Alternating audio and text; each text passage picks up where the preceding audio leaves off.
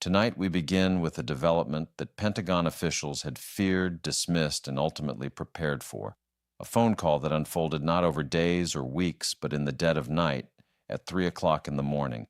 3 a.m. in Washington. 3 a.m. that woke the Secretary of Defense from his sleep. 3 a.m. that triggered emergency protocols across every branch of the United States military. 3 a.m. that set into motion a response so decisive, so calculated, that even America's allies didn't see it coming.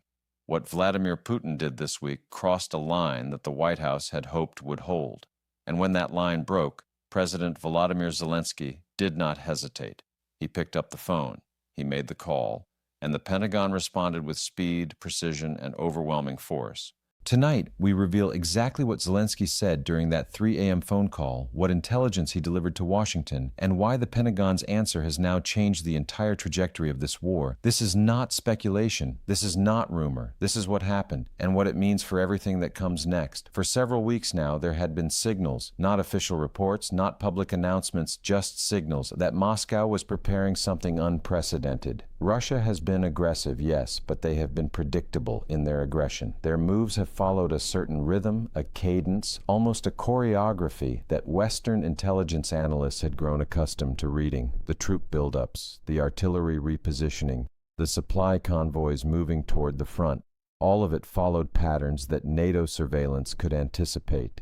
But what set off alarm bells in Washington this past week was that the pattern went silent. Intelligence officers who monitor Russian military communications know the indicators. The encrypted burst transmissions between command posts, the repositioning of air defense systems, the movement of nuclear-capable missile platforms, the sudden recall of senior officers from leave, all of that went quiet. And whenever Russia goes quiet, it means something is about to get loud. Zelensky knew this. His own intelligence services, among the most battle-hardened in the world after 3 years of continuous warfare, had been tracking something that made even his most seasoned commanders uneasy. Something was coming, something that couldn't wait until morning. Early Thursday morning, Ukrainian military intelligence detected what they described as an unprecedented concentration of Russian strategic assets, including missile batteries and bomber formations that had not been positioned this aggressively in over 18 months. These are the kinds of assets that Russia only deploys when they are signaling something very specific: escalation, intimidation, or imminent attack. Zelensky's advisors didn't know which category this fell into, or whether it fell into all three at once. But what they did know was that Russia was changing posture. And when a nuclear-armed adversary shifts posture without explanation, even by a few kilometers, the Pentagon pays attention. What made this situation different, what prompted that 3 a.m. call, was the specific nature of the intelligence Zelensky possessed. According to sources briefed on the conversation, Ukrainian signals intelligence had intercepted communications suggesting that Russian forces were preparing a multi-domain strike package targeting not just military infrastructure but civilian energy systems across 4 Ukrainian oblasts. The scale was unlike anything attempted since the winter of 2022. The timing, just as international attention was focused elsewhere, was deliberate, and Zelensky knew that if he waited until the normal channels opened in the morning, it might already be too late. So at 3 a.m. Washington time, 10 a.m. in Kiev, President Zelensky made the call that would change everything. The response issued by the Pentagon tonight was not normal. It was not routine. It was not symbolic. It was urgent. Officials, after emergency briefing after classified session, described Russia's positioning as provocative, destabilizing, and perhaps most importantly, operationally significant, meaning Moscow wasn't just posturing, they were preparing to act. But escalation only works if the target hesitates. Ukraine did not. America did not. In fact, the response delivered today was among the fastest and most comprehensive military support packages we've seen since the war began. Here's what we know. Within 6 hours of Zelensky's call, the Pentagon authorized the immediate release of ATACMS missiles from pre-positioned stockpiles in Poland. These weren't the older cluster munition variants. These were the Block II missiles with unitary warheads, the systems that the United States only releases when they are preparing Ukraine to strike deep behind enemy lines. Within 9 hours, C-17 Globemasters were wheels up from Ramstein Air Base carrying electronic warfare equipment that had previously been restricted from transfer. Within 12 hours, satellite imagery confirmed that Ukrainian forces had already begun receiving the first shipments across the Polish border. The Pentagon had moved faster than Russia thought possible, and in doing so, they sent a message that Moscow is still trying to decode. Tonight, Ukrainian military officials confirmed that their forces launched precision strikes on Russian logistics hubs, including a railway junction outside Belgorod that had recently been reinforced for what analysts believe was the planned offensive. Ukraine struck before Russia could execute. They hit the ammunition depot at Tokmak. They hit the fuel storage facility near Mariupol. They hit the command and control nodes that were likely coordinating the strike package intercepted by Ukrainian intelligence. In other words, Ukraine targeted the nervous system of the planned attack, the infrastructure that would have made it operational, the logistical backbone that Russia cannot easily replace. This is what made the Pentagon's rapid response so critical. Russia's planned offensive wasn't just symbolic, it was actionable. It represented the kind of escalation that could have shifted momentum dramatically if left unchecked. And Ukraine, armed with the systems delivered within hours of Zelensky's call, responded with force, not recklessly, not impulsively, but strategically.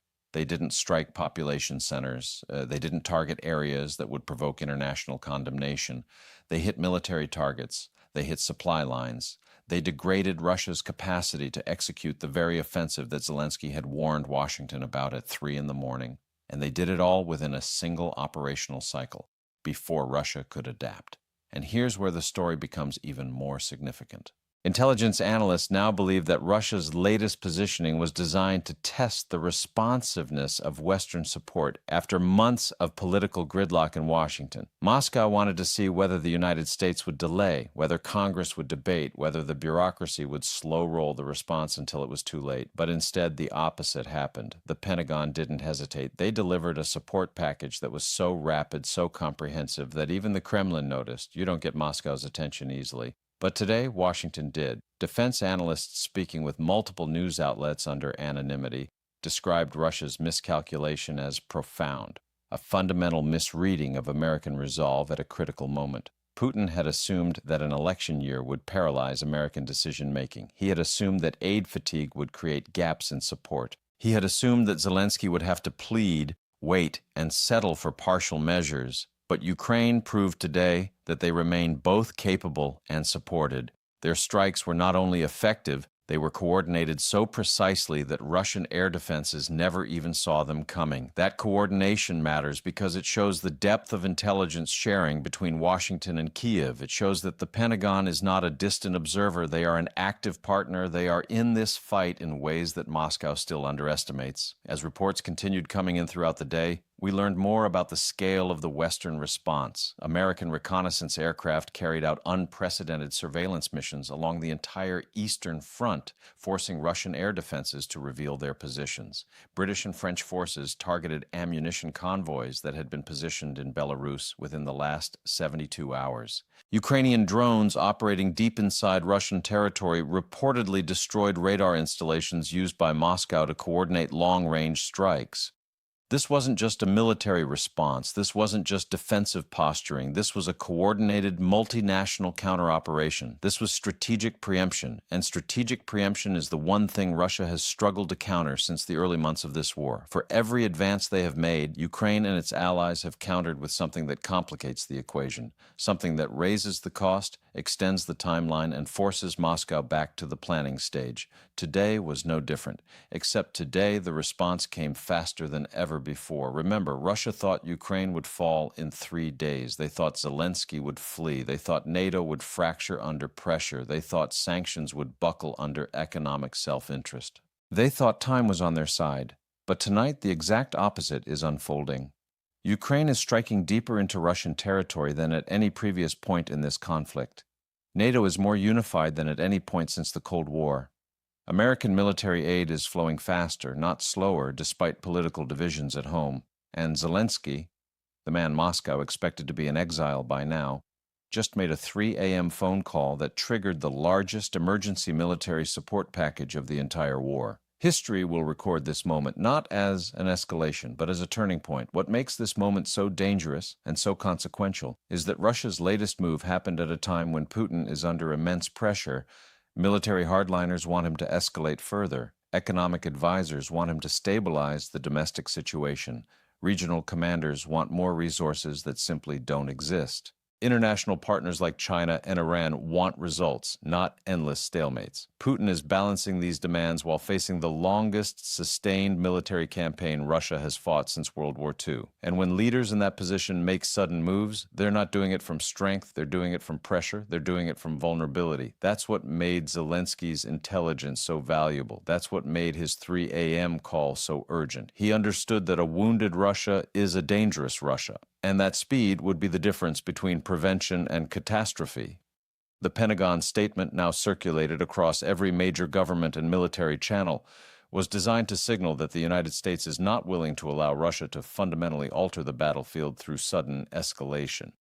Officials said plainly that Moscow's troop positioning was inconsistent with any defensive posture. That is diplomatic language for, "We know what you're planning, and we've already moved to stop it." You don't usually hear that tone from the Pentagon unless something serious is at stake. And tonight, something serious is very clearly at stake.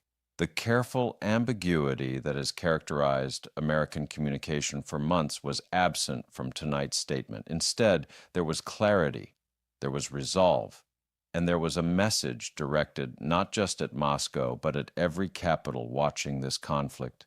America remains committed. Meanwhile, President Zelensky addressed the Ukrainian people in a somber, determined speech tonight. He said, "We do not seek war. War was brought to us, but we will not wait for it to consume us." He said, "Tonight, Ukraine struck first, not as aggressors, but as defenders of everything we hold sacred." And he said, "To our partners in Washington, London, Berlin, and beyond, your speed saved lives tonight. Your support did not just arrive, it arrived in time." These are not rhetorical flourishes. These are statements from a wartime president who understands just how high the stakes have become. Zelensky has made many speeches over the past 3 years, but tonight's address carried a weight that even his closest advisors described as different. This was not defiance for its own sake. This was gratitude and warning in equal measure. Here's what makes the situation even more concerning. Russia's latest positioning wasn't isolated. Along with the troop concentrations near the Ukrainian border, Belarusian forces also began exercises along their southern frontier. Russian naval assets in the Black Sea repositioned for the first time in months. Cyber operations increased significantly, targeting Ukrainian government systems. All of this happened within the same 48-hour window. When Russia moves multiple pieces at once, it means something larger is underway. It means Moscow is coordinating across domains. It means the threat is not singular, it's systemic. And that systemic nature is precisely why Zelensky's call triggered such a massive response. This wasn't about one missile battery. This was about a coordinated campaign that had to be disrupted before it could achieve critical mass. Military analysts are now considering several possibilities. One is that Russia was preparing a major offensive designed to capture key terrain before winter. Another is that Moscow was attempting to create a fait accompli, seizing territory quickly enough that negotiations would have to accept the new reality. A third possibility, the one worrying officials the most, is that Russia was attempting to provoke a response so dramatic that it would fracture Western unity, allowing Moscow to claim victim status while demanding concessions. But today, Ukraine and the Pentagon took that card off the table. They didn't wait for the attack. They didn't debate the proportionality of the response. They didn't ask permission from international bodies that might have slowed the process. They acted. And in acting, they demonstrated that the doctrine of preemptive defense is now operational reality, not just theory. What we're watching now is a test of resolve. Russia wants to see whether Western fatigue will create opportunities.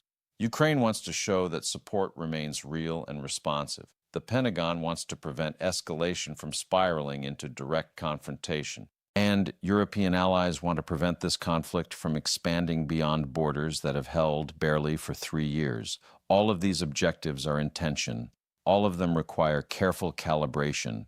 And all of them just became more complicated after tonight. Tonight, we've heard from defense officials who are now monitoring Russian communication channels for signs of how Moscow will respond. They say initial indicators suggest confusion in Russian command structures, a sign that the speed of Western response genuinely caught them off guard. They say Russian logistics units are already repositioning, suggesting the planned offensive has been at least temporarily disrupted. And they say Putin's decision to concentrate forces so visibly was likely part of a broader coercion strategy intended to pressure Ukraine into negotiations from a position of weakness. But Ukraine is not backing down. In fact, Ukraine is pressing the advantage. Their strikes today, rapid, precise, and devastatingly effective, send a message to Moscow that the days of unanswered aggression are over.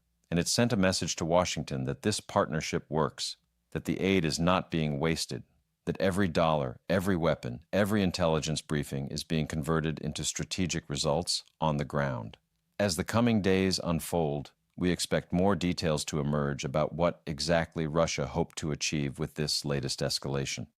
But what we do know is that the Pentagon's response was timely. It prevented a potential humanitarian catastrophe. It reinforced deterrence at a moment when deterrence was being tested, and it demonstrated that the transatlantic alliance, for all its internal disagreements, can still move with speed when speed is required.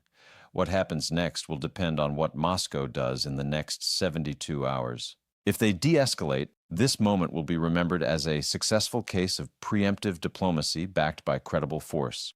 If they escalate further, Ukraine and its allies have already shown they are prepared. They have shown they are coordinated. They have shown they are ready to respond. And tonight, for the first time in months, the Kremlin appears to be uncertain. Moscow is quiet, too quiet. And when Russia is quiet, it means they are calculating. It means they are choosing their next move carefully, because tonight, Vladimir Putin learned something he has learned many times but keeps forgetting. Zelensky will not break. The West will not abandon Ukraine, and 3 a.m. phone calls can change everything. This story is far from over, but tonight, one thing is clear. Ukraine struck first, America answered, and Russia is now responding to events rather than controlling them. The momentum has shifted. The battlefield has changed. And we will be here watching every detail as the next phase of this historic conflict unfolds.